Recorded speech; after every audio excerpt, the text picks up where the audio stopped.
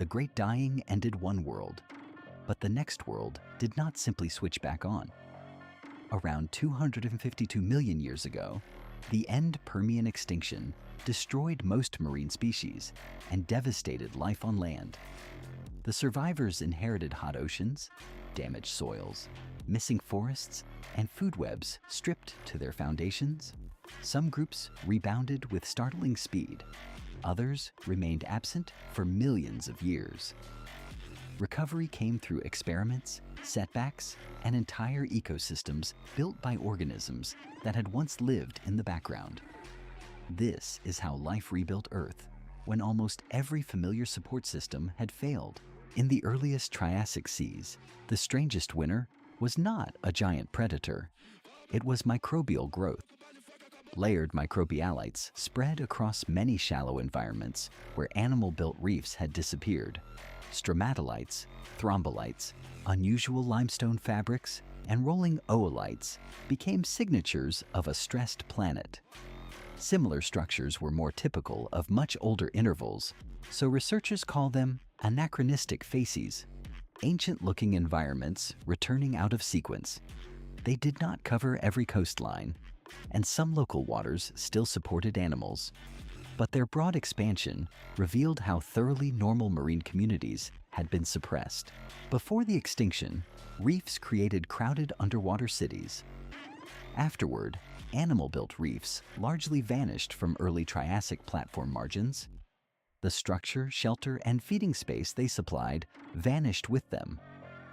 Microbial mats could cover sediment, but they did not immediately recreate the same complex habitat. Life, therefore, began rebuilding from the bottom. Microbial production and hardy generalists exploited open space first. Specialized relationships had to wait. This was not a smooth march toward recovery. It was a stripped-down food web trying to function while the physical environment kept turning hostile. Here is the first twist. Surviving extinction was not the same as surviving its aftermath. Low-latitude sea surface temperatures during parts of the early Triassic may have exceeded roughly 32 to 40 degrees Celsius, based on isotope proxies. Exact estimates vary, but the larger pattern is clear. Equatorial regions became dangerously hot for many organisms. Heat raises metabolic demands, while warm water holds less oxygen. A survivor could escape the initial crisis, reproduce briefly, then lose ground when another pulse of heat pushed its habitat beyond tolerance. Recovery repeatedly started and repeatedly stalled. Below the hot surface, oxygen created another barrier. Anoxic waters spread widely, and some environments became euxinic, oxygen-free and rich in toxic hydrogen sulfide. Conditions varied among regions and through time. Higher latitudes, nearshore habitats, and temporary oxygenated windows could still shelter animals. Yet, repeated low oxygen episodes made the seafloor especially difficult to recolonize. Burrowers, attached filter feeders, and reef builders could not establish stable communities when habitable bottom water kept disappearing. The oceans had survivors, but many lacked the dependable living space needed to rebuild a layered ecosystem. One group raced ahead: ammonoids. These swimming relatives of modern cephalopods underwent a rapid taxonomic rebound early in the Triassic, reaching or exceeding pre-extinction diversity by the Dinarian, or soon afterward in some records. Their exact recovery differed between basins, and the new communities were not copies of Permian ones. Still, ammonoids recovered faster than many bottom-dwelling groups. Mobility may have helped them track usable water, while short generation times could accelerate evolutionary change. Above the struggling seafloor, open water life was already testing the shape of a new ocean. Then the recovery split into two speeds. Mobile animals in open water diversified, while reef margins remained largely empty. This matters because counting species alone can hide ecological weakness. An ocean may contain many named species, yet still lack strong reefs, deep burrowing communities, and stable chains of specialists. The early Triassic was not biologically empty. It was uneven, fast-moving lineages expanded through opportunity, while habitat-building communities lagged behind. The world was gaining players faster than it was rebuilding the stage on which a complex ecosystem could operate. On land, the missing evidence is almost black. Coal forms from accumulated plant matter in peat-producing wetlands, yet coal deposits virtually disappear worldwide for several million years after the extinction. This early Triassic coal gap signals a profound collapse of humid, peat-forming ecosystems and disrupted water cycles. Its duration varied by region, and a few localized coaly intervals remain debated. The global pattern, however, is robust. Forest recovery was not simply a matter of new shoots appearing. Entire wetland systems capable of storing thick layers of plant material had stopped functioning. Without stable vegetation, landscapes became easier to strip apart. Damaged plant cover and altered rainfall allowed stronger erosion, sending soil and nutrients into rivers and coastal seas. That runoff could stimulate microbial activity, while decomposition consumed oxygen and worsened stress offshore. Land and ocean were therefore not recovering separately. A broken watershed could help destabilize a shallow sea. Meanwhile, terrestrial animals faced fewer dependable food sources and harsher habitats. The recovery system behaved like a chain. When soils, plants, water, and oxygen failed together, progress in one part could be erased by collapse in another. This is where a famous survivor needs a correction. Lystrosaurus, a stocky-tusked synapsid, was abundant in parts of the South African Karoo and became an icon of post-extinction survival. But it did not uniformly rule the entire planet. Its abundance varies by basin. It is rare or absent in some assemblages, and evidence suggests parts of its rise began before the main extinction boundary.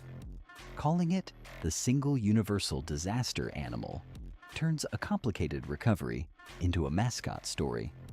The real terrestrial world contained regional survivors responding differently to local damage. The land transition was also prolonged. Evidence from the Karoo indicates that vertebrate ecosystem collapse and reassembly unfolded across many hundreds of thousands of years, rather than in one clean turnover. Synapsids remained important, but through the Triassic, early archosauromorph groups expanded into increasingly varied roles. This was not an instant takeover by the ancestors and relatives of later reptiles. It was a long ecological reshuffle.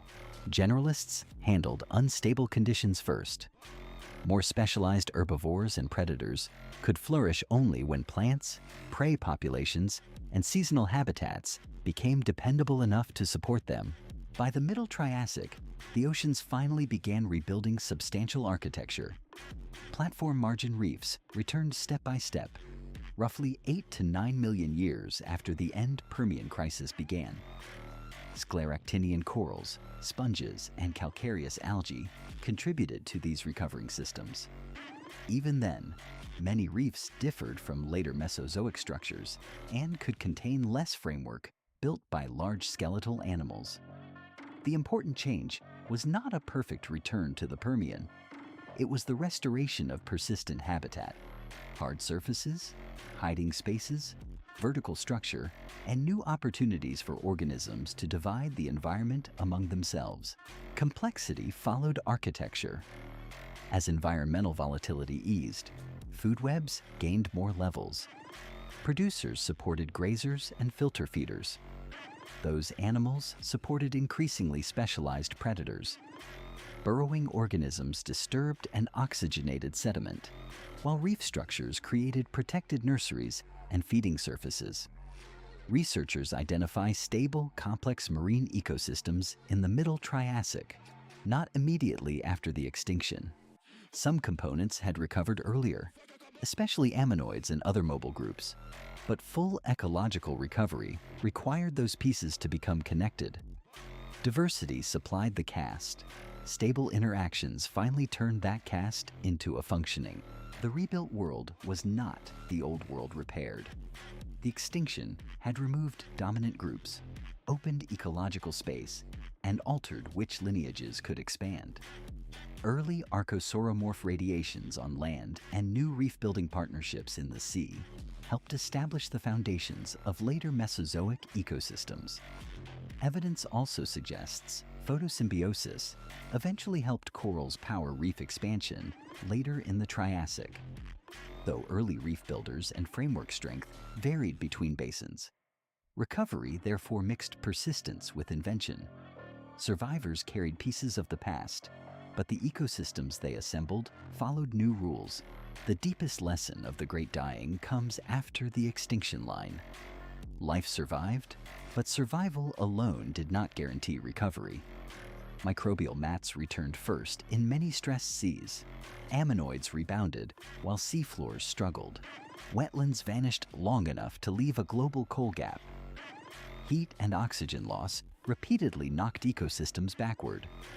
Only after roughly 5 to 10 million years did stable, richly layered communities become widespread again. Earth recovered by rebuilding connections between habitat, climate, producers, prey, and predators. If you had to survive that broken world, would you choose the ocean or the land?